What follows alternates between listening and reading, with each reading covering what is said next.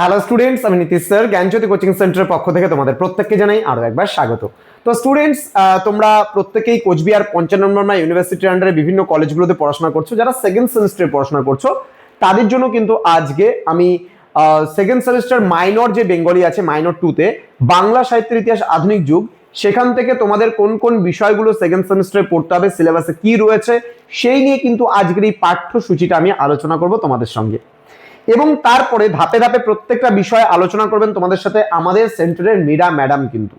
এবং সেই মীরা ম্যাম তোমাদের প্রত্যেকটা বিষয় খুব সুন্দরভাবে কোশ্চেন প্যাটার্ন অনুযায়ী কিন্তু বুঝিয়ে দেবেন। তো তোমাদের কোন কোন বিষয়গুলো পড়তে হবে এই নিয়ে আলোচনা করার পূর্বে তোমাদেরকে বলে রাখি, যারা এখনো পর্যন্ত আমাদের চ্যানেলটিকে সাবস্ক্রাইব করনি তারা অবশ্যই চ্যানেলটিকে সাবস্ক্রাইব করে পাশে থাকা বেল আইকন অল প্রেস করে দাও, যাতে নেক্সট টাইম থেকে কোনো ভিডিও আপলোড করলে তার নোটিফিকেশন তুমি সবার আগে পেতে পারো। এছাড়া তোমরা যারা ভাবছো যে অনলাইনে আমাদের কাছে কোর্স করবে তারা অবশ্যই যোগাযোগ করবে আমাদের অফিসিয়াল নাম্বার 6295916282 এবং 7076398606 নাম্বারে। এছাড়া তোমরা আমাদের প্লে স্টোরে অ্যাপও পেয়ে যাবে, পিস্টিকল এডুকেশন, PISTICALL পিস্টিকল এডুকেশন বলে যে অ্যাপটা রয়েছে, সেই অ্যাপটা ইনস্টল করে সেখানে তুমি কোর্স সিলেক্ট করলে তুমি পেয়ে যাবে। আর কোনো অসুবিধা হলে তাহলে আমাদেরকে সরাসরি যোগাযোগ করে বলতে পারো, অ্যাপে কোনো প্রবলেম হতে পারে। চলো আলোচনা করছি তোমাদের আজকে পাঠ্যসূচি, কি কি বিষয় তোমাদের পড়তে হবে এই নিয়ে। প্রথমত তোমাদের এখানে রয়েছে 19-20 শতকের বাংলা সাহিত্যের ধারা। এবার 19-20 শতকের বাংলা সাহিত্যের ধারার মধ্যে তোমরা কোন কোন বিষয়গুলো পড়বে, যেমন 1 নম্বর অধ্যায় রয়েছে তোমাদের বাংলা গদ্যের উন্মেষ ও বিকাশ। এবং এই বাংলা গদ্যের উন্মেষ ও বিকাশ বলে যে পাঠটা রয়েছে সেখানে তোমরা পড়বে রাজা রামমোহন রায় পড়বে, ঈশ্বরচন্দ্র বিদ্যাসাগর পড়বে। এই দুটো বিষয় কিন্তু বাংলা গদ্যের উন্মেষ এবং বিকাশে রয়েছে।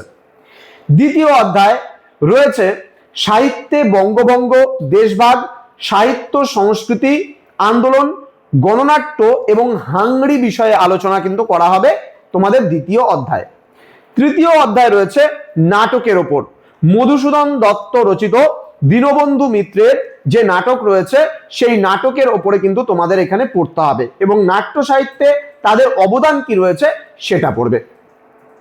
কাব্য সাহিত্য, এরপরে চতুর্থ অধ্যায় রয়েছে তোমাদের কাব্য সাহিত্য। কাব্য সাহিত্য থেকে তোমাদের পড়তে বলেছে দুজনের ব্যাপারে, এক বিহারলাল চক্রবর্তী আর এক রবীন্দ্রনাথ ঠাকুর, এই দুজনের ব্যাপারে কিন্তু পড়তে বলা হয়েছে।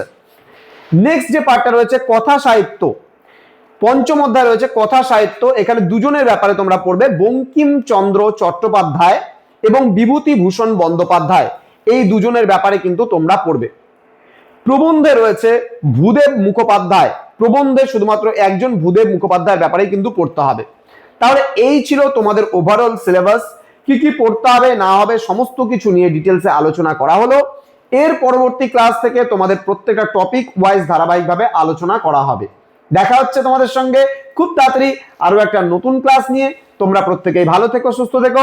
Thank you so much, thanks for watching after all, thank you.